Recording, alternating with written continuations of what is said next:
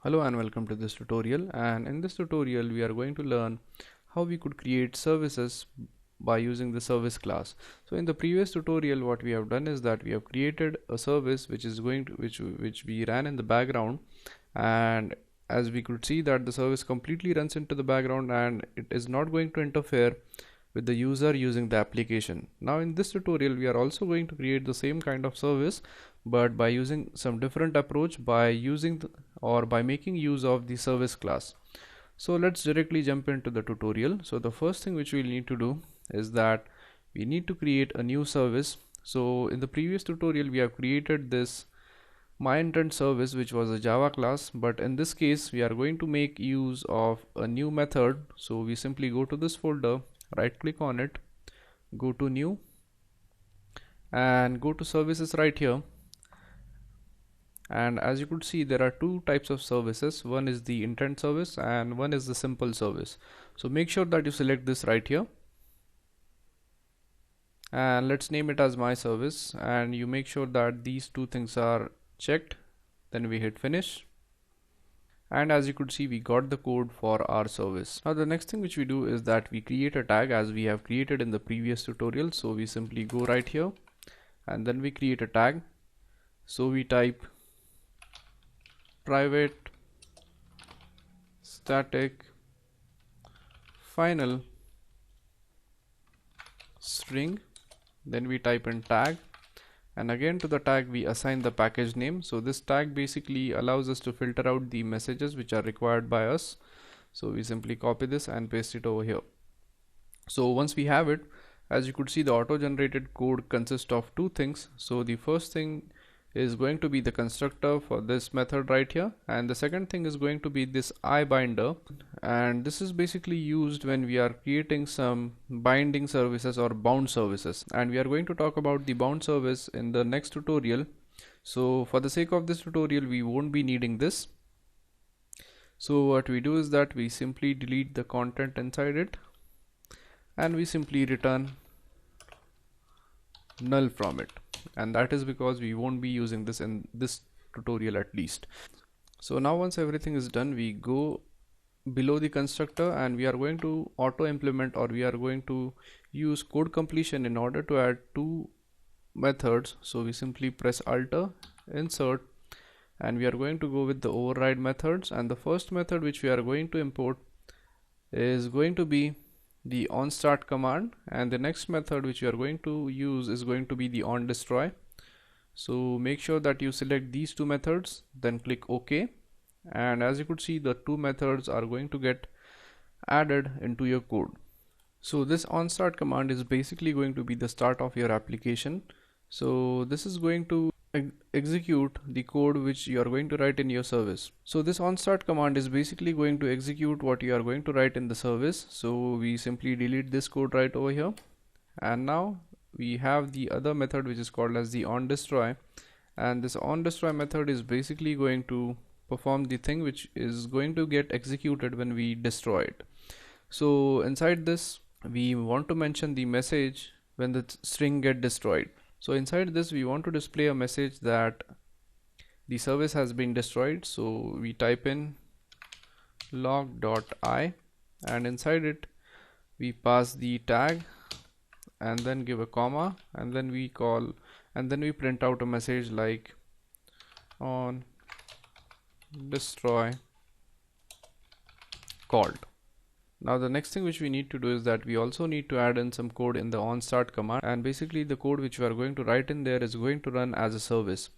So let's go ahead and also print a log message here. So we type log.i, and let's say we pass in the tag, and next thing which we pass is the message. So it is going to display onStart called, which states that the onStart method has been called.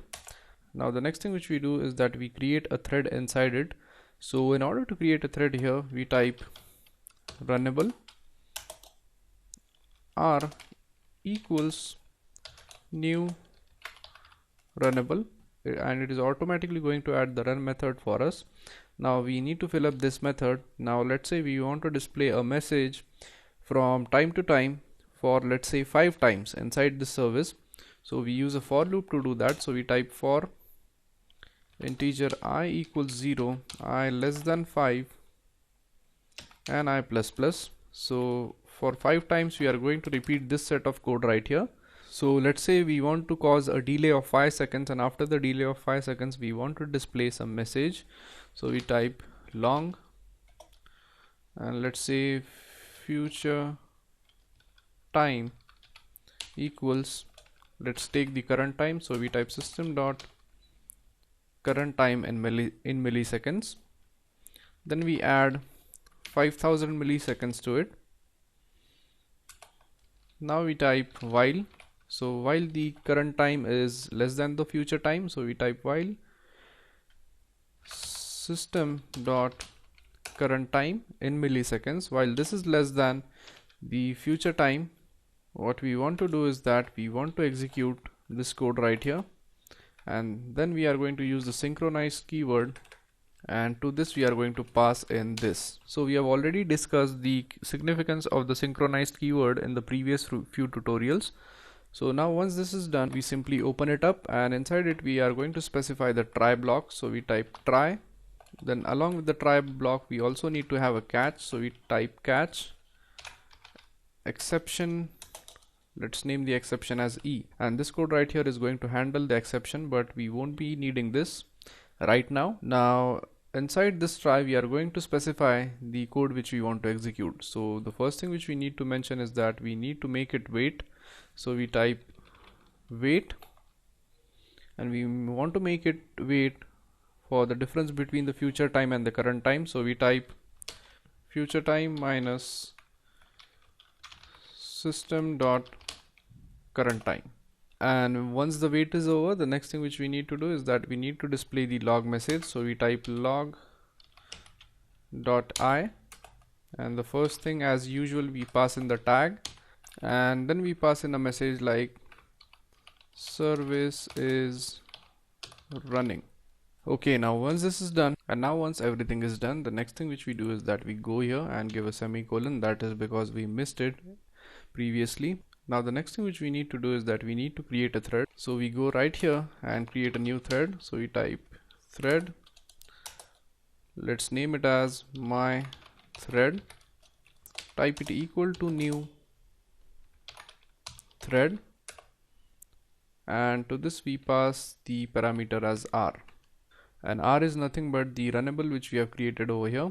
So now once we have passed it into the thread, the next thing which we need to do is that we need to start the thread. So we type my thread, which is the name of the thread which we have just created. Then we simply use the start method. So we type dot start, and this is going to start the thread for us. Now the next thing which we need to do is that we need to return something. So we type return service dot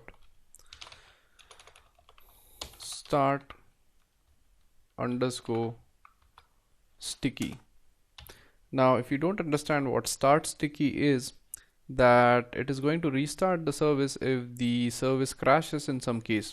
So now let's go ahead and go through the code once again. So basically what we have done is that we have first created this myservice.java, then we have added the tag message right over here so as to filter out the messages which have the package name as this. Now the next thing which we did is that we have created constructor right here, and after it we have overridden two methods. So the first method is the onStart, and the next method was the onDestroy. Also we have a third overridden method which is the iBinder, which is used for bound services. So as we are not going to use this, we have simply returned the null value in it. Now the next thing which we did was that we initially declared a simple message into this onDestroy so as to display this message whenever the service is destroyed. And basically inside the service, the code which we want to execute inside the service was written inside this onStart command right here.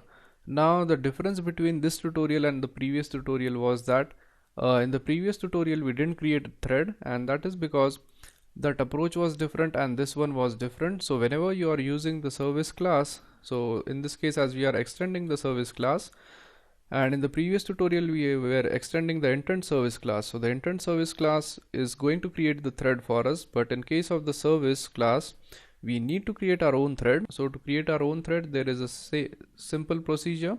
So we simply declare the runnable object, then inside it we want to put the code which we want to execute.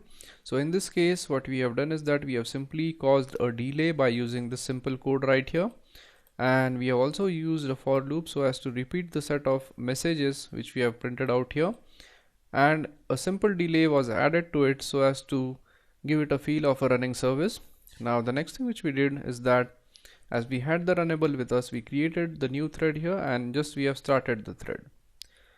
Now finally we have returned this service dot start sticky, and start sticky is basically used whenever you want to run the service again when the service crashes. So now once everything is done, we save the code, and one more thing which we need to do is that we need to go to this main activity.java right here, and we need to create an intent right over here. So we go ahead and type in intent I equals new intent. So we type in my service dot class, and then we simply start the service by using the start service method, and to this we pass on the intent which we have just created. So we press I, and once this is done we are good to go. So we save the code and execute it on the emulator. So as you could see, our application is up and running on the emulator, and if you minimize this and just monitor this thing right here, you could see that it is showing us on start called, and it is also going to display services running with a delay of approximately 5 seconds. So as you could see, it is going to print out this message right here for 5 times. So basically we have created a service which is running in the background, and we could also see our application running at the front, and the user is totally unaware of the service which is running right here. So that's how you create a service by using the service class. So in the previous tutorial we have created a service by using the intent service. Now in this case we have created the service by extending or by using the service class. So I hope you guys understood how to create services by using the service class. It is a simple method for creating a service. So thank you very much for watching this tutorial, and in the next tutorial we'll be learning something about the bound service. So thank you very much for watching this tutorial, and I'll see you guys in the next tutorial. Thank you.